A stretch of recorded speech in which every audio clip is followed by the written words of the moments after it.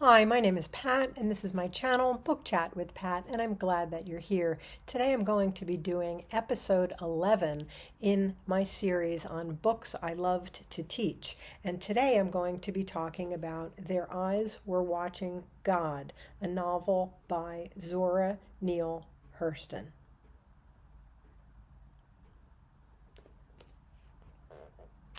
This is a novel that comes from the Harlem Renaissance.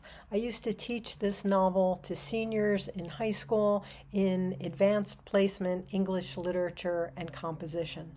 Zora Neale Hurston was a major figure in the Harlem Renaissance, a great literary and cultural explosion in the arts that started shortly after World War I and continued on into the Great Depression. It started with the great northern migration of African Americans looking for a life free from discrimination and servitude. African American writers, artists, and musicians settled in Harlem, New York, where there was a veritable explosion of artistic creation. Among the most influential writers to come from this period are people such as Countee Cullen, Langston Hughes, W.E.B. Du Bois, and Zora Neale Hurston, and musicians such as Duke Ellington and Cab Calloway. While some of the writers of this period were using or hoping to use their writing to promote racial pride, Zora Neale Hurston was often most interested in art for art's sake, and this is something she was at times criticized for, and she wanted to tell universal human stories. Zora Neale Hurston was born in Alabama. She was the fifth of 8 children, born to a father who was a mixed race sharecropper and carpenter, and a mother who was a school teacher. The family moved to Eatonville, Florida, in Zora's early childhood. This was the first and only incorporated all-black town, where Hurston's father served as both Baptist minister and also as mayor. And that biographical detail is important because we see it echoed in Their Eyes Were Watching God. The historic Eatonville, Florida, is actually the setting for Hurston's novel, Their Eyes Were Watching God. Hurston's mother died when she was 13 years old, and within a year, her father had remarried. He married a very young woman. She was only 20 years old, and the large family of 8 children was dispersed. They were sent to various schools and the homes of other relatives. Never again would the Hurston children all live together. As you can imagine, Zora Neale Hurston had a very difficult life from the time of her mother's death onward, but she was eventually able to gain an associate's degree at Howard University, and she earned a scholarship to Barnard College in New York, where she would eventually earn her bachelor's degree. She studied anthropology as Barnard's only African American student. She was encouraged in her studies of anthropology to do research and to write about her own cultural roots and the folklore of Eatonville, Florida. Meanwhile, 2 stories that she had submitted to magazines were accepted and won major awards. She joined forces at one point with Langston Hughes and other writers to create a magazine of the arts called Fire. Hurston wrote 4 novels, many short stories, more than 50 short stories, an autobiography, several anthropological studies, and many essays. Her most famous novel, though, is undoubtedly Their Eyes Were Watching God, which was published in 1937. Their Eyes Were Watching God is considered in many ways a coming-of-age story, telling about the life of Janie Crawford. When the novel opens, Janie is a woman in her mid-40s, and she's returning to Eatonville after a year-long absence. She is the subject of much gossip as she re-enters the town. Many of the people in the town, many of the women in the town especially, are hoping that she's come back home in shame. They're hoping that something, terrible happened to her. There's a lot of jealousy that is felt toward her. The men are kinder and more generous in their gossip about her. So she comes back into town and she sits down on the front porch of her best friend, Phoebe, the one woman in town who does not gossip about her. And she starts to tell Phoebe not only about where she's been for this last year, but she tells her whole life story. So most of the rest of the novel is Janie's life story, from her childhood through her teens to her young adulthood, through several marriages, to her return now in her 40s to Eatonville. So it's a frame narrative where we have a story with being told within a story. Most of the novel is about Janie's growing up and very gradually developing a voice of her own and a sense of agency within her own life. It takes her 40 some odd years to be able to sit on that porch and tell her own story and to determine how she would like to live her life after a lifetime of being acted upon by others. First by her well-meaning but very limited grandmother, and then by several very controlling husbands. When Janie is a teenager living with Nanny, her grandmother, who is a former slave, she has a powerful awakening. A sexual awakening, really, one day while daydreaming as she is lying in the grass underneath a pear tree, and she watches bees dancing around the tree blossoms. The pear tree becomes a major symbol in the novel, as Janie spends much of the rest of her life trying to once again have that incredible feeling, that feeling of natural beauty and connection. Immediately after this episode, Janie sees a young boy that she knows, Johnny Taylor, and she experiences her first ever kiss. Unfortunately, Nanny, who's inside the house, is looking out the window and she sees this really innocent kiss. But she sees it as, well, she describes it as this boy lacerating her Janie. She sees it as an act of violence. It is not. Nanny, though, had been raped as a young girl. She was an enslaved child, and she was raped by her slave owner. She gave birth to a mixed race baby, and that baby grows up to become Janie's mother.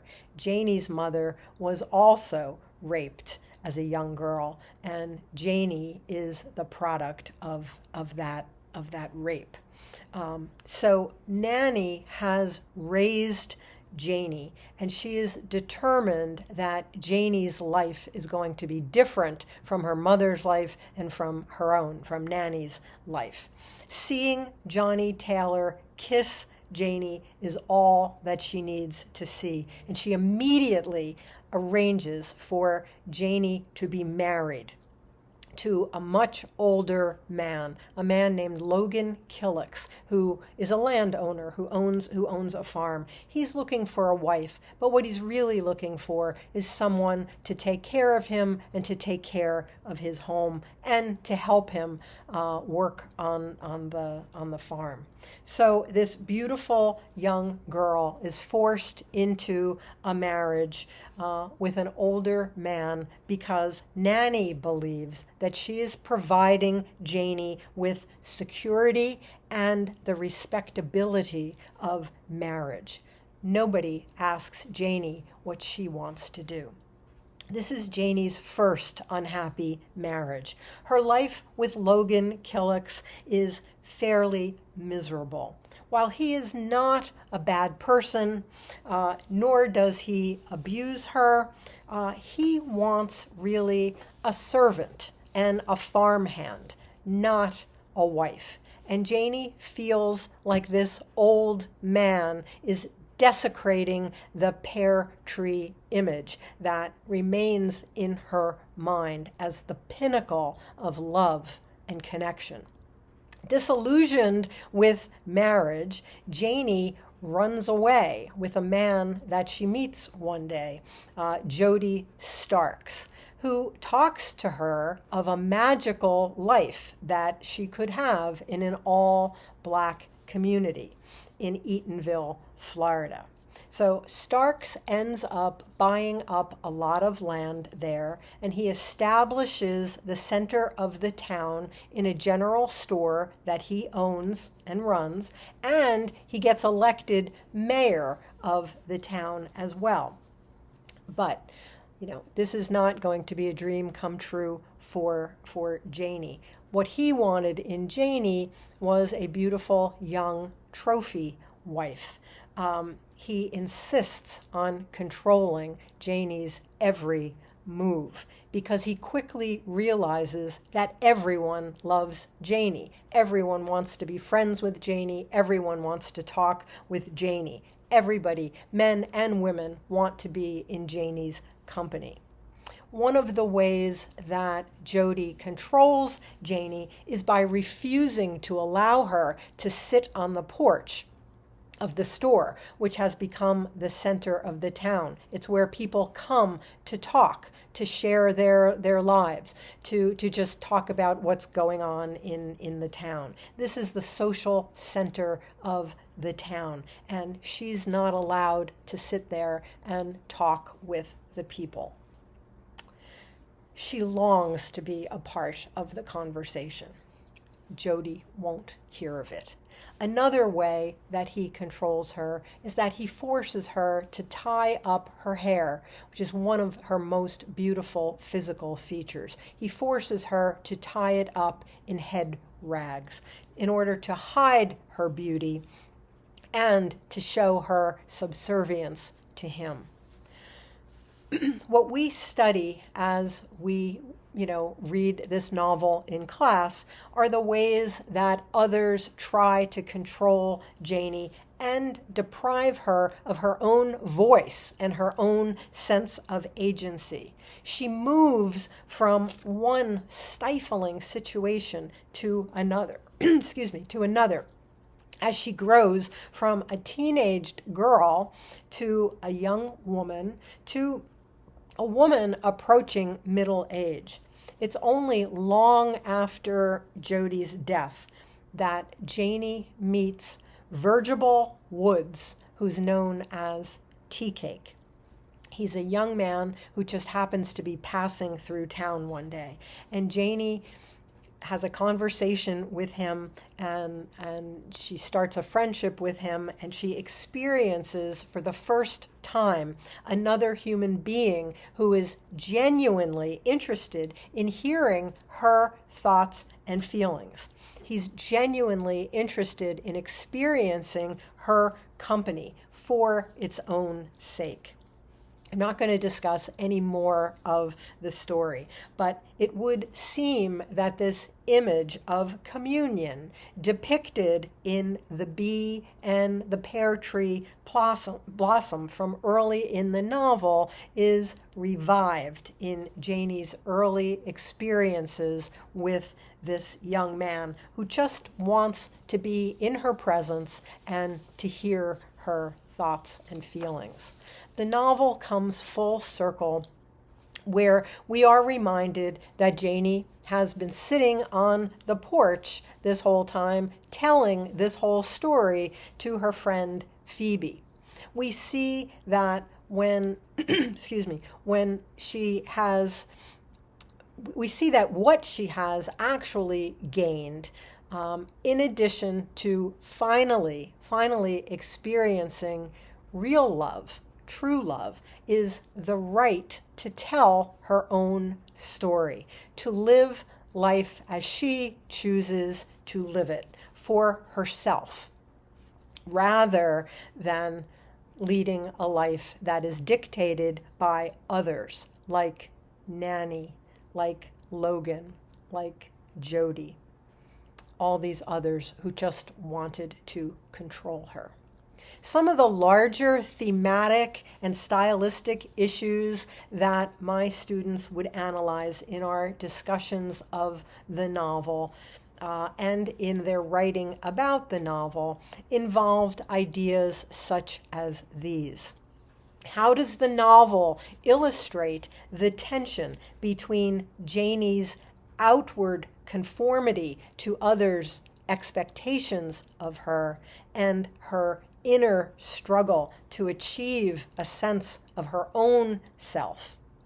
How does Hurston develop the meaning of a symbol, an object that takes on a meaning beyond itself in order to illustrate a greater idea? How does she develop the meaning of a symbol all throughout the novel?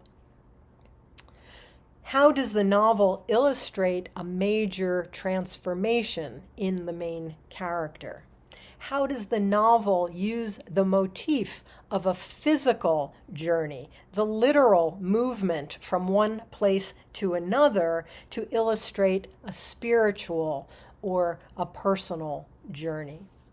At the time of its publication, some of Hurston's critics, both black and white men, said that her novel was frivolous because it lacked a political purpose. Yet our study of the novel clearly showed that it most definitely does address many pertinent social issues. And that was another thing that we looked at. What are some of the central questions that the novel raises, about a woman's search for autonomy, and what answers does it offer? When Zora Neale Hurston died in 1960, she was virtually broke, and she was buried in an unmarked grave. It was the American writer Alice Walker who was responsible for finding Hurston's grave and seeing to it that it is marked appropriately. Her works, Hurston's works, experienced a great revival after this. And in the 70s and the 80s, her works were resurrected, and this is largely thanks to the American writer Alice Walker. In fact, this very weekend, the Zora Festival in Eatonville, Florida, is taking place. And to this day, Zora Neale Hurston's books are taught in high schools and in colleges throughout many parts of the United States. I'll be discussing my experiences in teaching Alice Walker in another upcoming episode of Books I Loved to Teach. As always, I thank you for watching. I hope that you're doing well. I'll speak with you again soon. Take care.